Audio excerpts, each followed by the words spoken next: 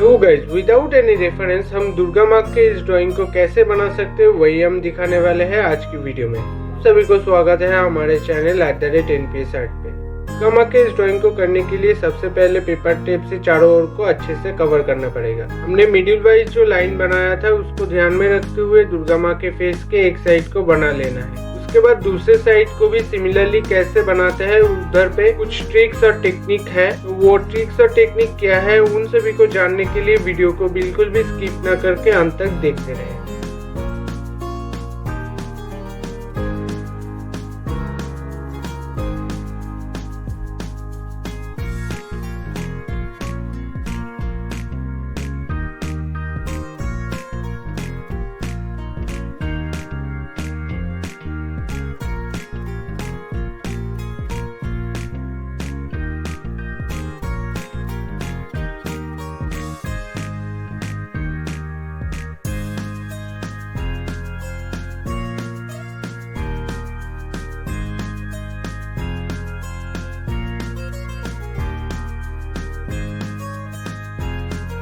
दूसरे आंखों को भी सिमिलरली बनाने के लिए यहाँ पर हम कुछ लाइनें खींच रहे हैं। इन लाइनों के बीच पे ही हमको वो आंखें बनाना पड़ेगा। अगर आप ठीक ठाक तरीके से इन लाइनों के बीच पे आंखों को बना लेते हैं तो दोनों आंख परफेक्ट ही बनेगा।